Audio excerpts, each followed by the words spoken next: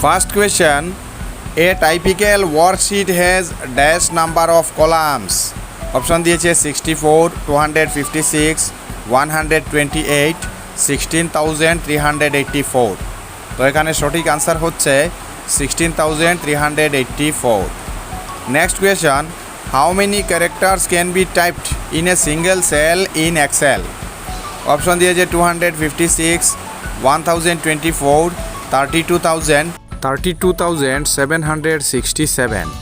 তো এখানে correct answer হচ্ছে option D 32,767। Next question, a typical worksheet has dash number of রজ?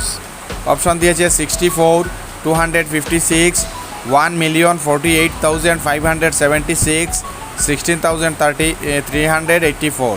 তো এখানে সঠিক আনসার হচ্ছে 1,48,576। Next question, which one of the following is the last number of column in a typical worksheet? Option দিয়েছে XFD, XYZ, ZXY, ZAB। তো এখানে correct answer হচ্ছে option A XFD। Next question, which of the following is an absolute cell reference?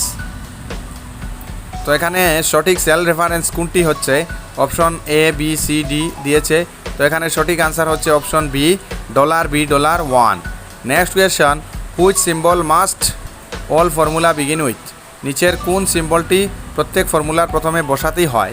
তো এখানে option দিয়েছে is equal two, plus, bracket, @ তো সঠিক answer হচ্ছে ইজিক্যাল টু, মানে ইজিক্যাল টু এই সিম্বলটি প্রত্যেক ফর্মুলার প্রথমেই বসাতে হয়।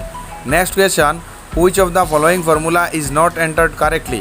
নিচে দেওয়া কোন ফর্মুলাটি কারেক্টলি ব্যবহার করা হয় নাই, কারেক্টলি বসানো হয় নাই? তো এখানে option A, B, C, D দিয়েছে। তো এখানে আমরা দেখতে পাচ্ছি যে অপশন ডি এর প্রথমে ইজিক্যাল টু সিম্বলটি ব্যবহার করা হয় নাই।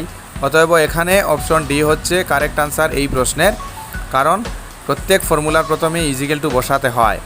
তো এখানে প্রশ্ন চাচ্ছে যে কোন ফর্মুলাটি কারেক্টলি এন্টার করা হয় নাই। তো এখানে আনসার হচ্ছে D. Next question, on an Excel sheet the active cell is depicted by? Option দিয়েছে a dark white border, a dotted border, a blinking border, none of the above. তো এখানে সঠিক আনসার হচ্ছে a dark white border. Next question, the intersection of a row and a column is called? হ্যাঁ, যে র আর কলামের ইন্টারসেকশনকে কি বলা হয়? তো অপশন দিয়েছে ডাটা, এ ফিল্ড, এ সেল, এন ইকুয়েশন।